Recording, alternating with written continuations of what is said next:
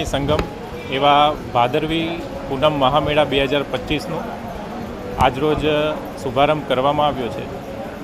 બોલ મારી અંબે જય જય અંબેના નાદ સાથે આગામી 7 દિવસો સુધી સમગ્ર અંબાજી અને આરાસુરી પર્વત ગુંજી ઉઠશે.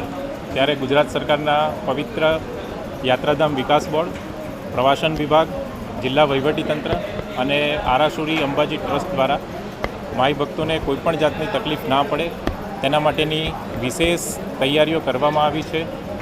વિસામો, ભોજન, ગબ્બર કંટ્રોલ, મંદિર દર્શન, પાર્કિંગ, એસટી બસ સહિતની તમામ જે સુવિધાઓ છે એ જિલ્લા વહીવટીતંત્ર દ્વારા કરવામાં આવી છે.